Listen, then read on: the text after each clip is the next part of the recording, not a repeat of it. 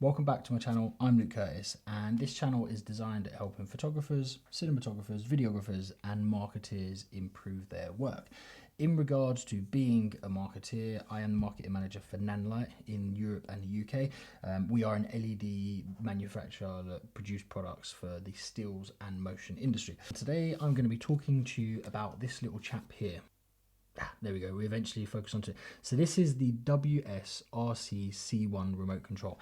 This is a 2.4 gigahertz radio frequency remote control, and this is designed to control most of the NANLITE products. And the reason we've come up with this is because previously we had this guy. So this is our original Nanguang Wi-Fi controller, and I'll give you a little bit of a history. So we wasn't always called NANLITE. We started off, and we still are, a company called Nanguang, and that's our parent company. Nanguang have 29 years heritage in the LED manufacturing industry, so we have a vast amount of experience when it comes to producing stills and motion, lighting and photography video equipment. This product was made when we first had our original tubes and things like that, which were like the Nanguang tubes. And what this device is designed to do, because in the original tubes and a lot of our original equipment, we didn't have transceivers, we just had receivers. And that's largely because when they were manufactured, where the world was in terms of technological advances. So back then it was difficult to put transceivers. A transceiver is a communication protocol that sends a signal both ways. We couldn't put those in the products back then, so we only had receivers. Now that causes some issues in terms of radio control and wireless controlling. So what this box does, this box acts as a transceiver. So let me explain this to you. What would basically happen is this would be our Pavotube or our LED tube. Our LED tube would connect to this box over a closed Wi-Fi network, and then our mobile phone would then connect with this box as well. And the box acts as a relay. So what that allows you to do is control your lights through your mobile phone. And the reason you can't do that directly, the tubes originally did not have transceivers, they just had receivers. So they couldn't communicate correctly with the mobile phones. You needed sort of a relay between them in order to do that.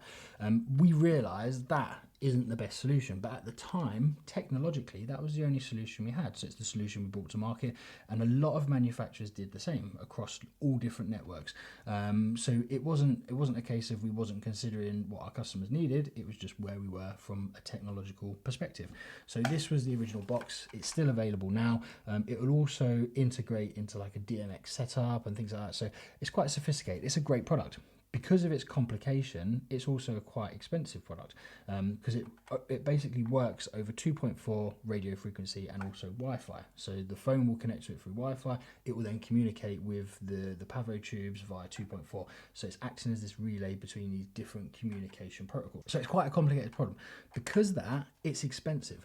So not a lot of people would be willing to buy it to manage all of their lighting systems. And also as well, to be completely honest, the app on our mobile phone was not the greatest, and it was a little bit clunky and hard to use. And again, that's largely because where we were from a technological perspective. Obviously things have progressed, because our original Pavotubes and products like that, they're like, you know, not the Pavotubes, the tubes before, they're nearly 5-year-old products. You can't get them anymore. I think you can still buy them domestically in China and places like that, but in the UK and in America and throughout Europe and the rest of the world, they will be known as NANLITE products. And obviously we've listened to our customers, and our customers have been telling us that our app is no good and we want a better way to wirelessly control our systems. So we understand that, and we're in the process of developing a new app. In the time being, we wanted to create a solution that is not like, it's not going to be as sophisticated as the app itself through the mobile phone, because obviously a mobile phone is super sophisticated in terms of what you can and can't do. But we wanted a quick win solution that anybody could pick up and be able to control their lights with. So what I've done today is I've set my studio up using a 5-point light setup, and I'm going to be using this to control those, just to show you how easy it is to do so. Now, the short fallings, I'll always start with the short fallings, is on this, there is no digital readout of where you are from a settings perspective. So if you're measuring stuff with meters and stuff like that, it might not be the best solution if you're being very precise about your readings, because you have no digital readout. But what you can do is if you want to judge by eye, say for instance you're using a mirrorless camera, or I'm shooting on the A7C at the minute, the screen's flipped around so I can see what's going on in camera as I talk to you. As I make changes on this, I can see them by eye and I know if it's right or if it's wrong. So I've created a 5-point light setup, and what I've also done is I've had to write it down on there because I'm no great with numbers and figures and stuff like that. So this is just to remind me where all my lights are set so I can then control them from here. And the point I want to get across about this video really is this remote control is a quick win solution for people wanting wireless control on set. It's a cheap solution as well. It uses 2.4 radio frequency, which is a tried, tested and proven solution for sort of wireless communication for lighting equipment and across many other industries. So it's a great product. My honest advice to anybody that owns a NANLITE or a Nanguang product or anything along those lines is get one of these. Like literally buy one of these, add it to your kit because it's so useful. And the reason being is even when our app comes later on, there are going to be situations where pulling out your mobile phone on set is not going to be the right thing to do. If you're on a limited resource team and there's only a few of you, you know, or there's only you and you're kind of like DPing and you're gaffering, you're doing all that sort of stuff, the last thing you want to be doing is pulling out your mobile phone whilst you're looking down the lens of a camera.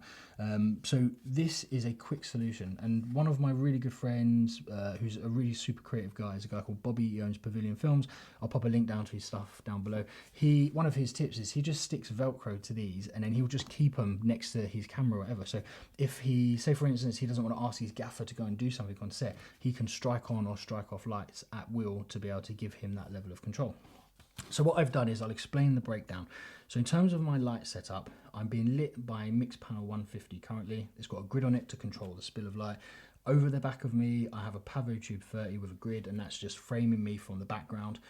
To my right, I have another Pavotube 30, and that's just kind of highlighting that area around there to create a bit of separation and add a little bit of ambience to the whole scene.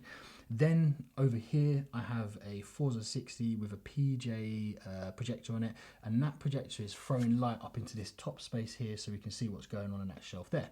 Then in front of me, I have a Forza 60 with a Fresnel or the FL11, and that's throwing light into that space behind me there. And then underneath, I've got a couple of Lito lights just throwing a little bit of ambience. And then the other one as well is I have a Nanguang Mixpad 106, and this is one of our original products from back in the day when we branded ourselves as Nanguang.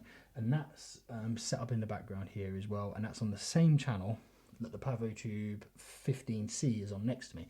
So that's kind of the light breakdown, and they are very common products in the Nanguang family. So most people that will own Nanguang or NANLITE will own one of these products and be using them in multi-product setups. So by using this remote control, I'm going to show you the setups as we go through. So all we really do is I change the channel. So I'm on channel 2 currently. So on my diagram, channel 2 is my kicker or my edge or my rim. So I'm going to strike that off. If I turn it off, there we go. So that turns it off. So that's the light behind me that silhouettes me or pulls me out from the background. So I'm going to turn it back on. There we go. You can see I'm going to pump it up power-wise. There we go. And I'm going to change the color of it. I'm gonna jazz it up, do whatever. Don't like that, I'll go back to CCT, and yeah, I'm happy with that. So that's 2 in my setup. So that's light number 2. We would set that to channel 2. As I scroll through the option, I then move to channel 3. So 3 is the Pavotube 15C behind me and the Mixpanel 106, which is directly behind me. So I'm going to turn those up, and you can see the impact of those being turned up from this remote control. I'm going to strike them both off. They both strike off, and you can see it starts to look a little bit flat behind me. So I'll pop them back on again, and away we go. We are cooking. So you get the idea. This remote control is very simply giving me the ability to control all of the lights on set. Now, why would I want to do that? If you're shooting a transitional scene, and within that scene there's a change of mood, or there's a change of atmosphere, or something along those lines, and you're using light to facilitate that, obviously you can't stop recording and then go and change the lights and start recording again. The best thing to do is to do it through here. And for small independent owner operators, this is a great solution to do it. And as I said to you before, this isn't the best solution, because when our app comes out, that's going to be fantastic because of the level of sophistication. But if you have the choice, one wins basically. This is the better product. And just to give you another idea, so you can see the way we're laid out on that remote control, Along the top, you have your channels, then you have your CCT settings, you have dimmer, you have your special effects, and all of that sort of jazz. So I'm going to move along, and I move into channel 4. So channel 4 now is my PJ60, and that's throwing light up into this top corner here. So what I'm going to do is I'm going to strike that off, and you can see that little space above me, that disappears. And that light is coming from over this side, thrown across, and we're using the gobo projector to concentrate that beam down to hit that space without influencing me or anything else we've got going on. So I'm going to strike it back on, and then what I'll probably do is I'm going to change the color of it, see where it goes. So we're really tungsten now. There we go. So you can see it's simple to operate. I'm doing it one-handed whilst talking to you, which is great. And then the last one, we move to channel 5. So this is a 5-point light setup. You do not need this many lights in most scenarios, but I wanted to show you how easy this is to use with a complicated light setup, so to speak. So we're on channel 5. This is the Forza 60 directly in front of me with the FL11 Fresnel focused in to this spot above me, highlighting the stuff behind me without influencing me or any of the other lights going on in this scene. So I'll strike it off.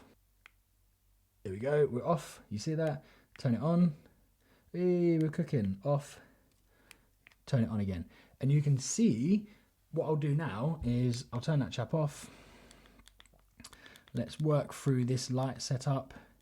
And then we can start talking about like cinematic lighting and how NANLITE will help you achieve that. So I'm going to turn off my key light, turn off my edge, turn off my kickers, and so yeah, so we're turning all of those lights off, and you can see without those lights, this is how we would be lit in this scene. And in terms of my camera settings, I'm shooting at 160th of a second, f3.5, and my IOS is 500.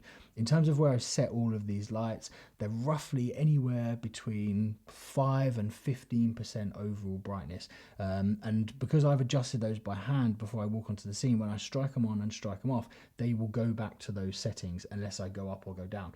So for instance, if I measured them all as I go into the scene, I know they will set as I strike them on, strike them off, because sometimes your DOP or your director might be like, just strike that light off because I want to see how it looks and feels without the influence of that specific light. And we'll turn them back on one by one so we can start to rebuild this scene, and you'll start to see the difference that professional lighting has on a scene such as this. So we're going to start with the so actually we'll start from the end. So this is the Forza 60 again, and that's going to light up that space behind me, bringing a bit of mood and atmosphere and some attention to what's going on behind me. Then we move through. I'm going to put my key on. So this is my key. This is the Mixpanel 150. So bring it up to level where I'm happy with that. Probably there. I think it's too warm, so I'm going to cool that slightly. Probably a bit too powerful. We're getting there. Then I'm going to move to number 2. This is my kicker or my edge. So I'm just going to throw that up. So you can see I'll start to get a little bit of this light on my shoulder. So I turn it off and I blend into the background. I turn it on and I start to be distinctive from the background. That's what we're looking for. Cinematic lighting is kind of like separating me from what's going on around me and adding layers to this scene to convince you that there's more depth to it. Then we go to number 3. So number 3 is the Pavotube 15C behind me and the Mixpad 06. They're probably too bright. I'm going to take those down just a little bit. And then number 4 is my PJ60 over into that space there. So there you go. You get the idea. In summary, this is giving you an idea of how useful this remote control is. I think it's amazing. And if you own NANLITE products, this is the best solution at the moment until our app comes out, okay? And I think even when our app comes out, it's well worth having these. I know personally, when I'm on a set, from experience shooting as a videographer and helping on sets and doing gaffer work, this is a better solution to me. What I would do when I calibrate my set or I set up, I would take note of it. I would carry that around with me. I would familiarize myself with all of the lights. I'd probably add labels on them so I know which one is 1, 2, 3, 4, and 5. I'd have them referenced on here, and I would use those to strike them on, strike them off, and change all of the settings within this scene. So this is a video we probably should have made a little while ago, and it's taken some time to do it. Apologies. The reason being is we've been waiting for these to get out into the wild, but because of COVID and stuff like that, it's taken more time than we anticipated. But they are starting to be received, and hopefully this will give you an idea of how well this remote controls. And just on a side note, before I go, we have this remote control here out in the wild as well. So this is another remote control that we had, and this is very similar, still uses 2.4 radio frequency and stuff like that, but all this gives you the ability to do is to go up and go down and to change your CCT. So if it's bicolor, it will give you the ability to go up and to go down, and that's it. So what I'll do is, if I show you, if I go, I'm just going to change my address. I'm going to go to address number 3 because that's got the Mixpad 106 and also the Pavotube. I'm going to go down to 3, and there you go. I'm still controlling them, but it's not as useful, it's not as seamless. Earlier on you saw how easy it was for me to just scroll through the channels, change them up, change them down. I can also access things like the Hsi mode. So what I'll do is I'll go to channel 3, which is my Pavotube and my Mixpanel. So I'll go Pavotube, I'll go, and behind me, what you should see is, there we go. So I'm changing between those modes. 2 remote controls that are out there in the wild. This one is an older one. If you're using Forza, yes, it might be the ideal product for you to use. If you are using Mixpanel, Pavotube, Forza, and intend to continue buying NANLITE products, this is going to be the best solution for you. On that note, guys, I hope you've enjoyed the video. If you have any questions, please do pop them down below in the comments. And until next time, stay super safe, and I'll catch you all soon.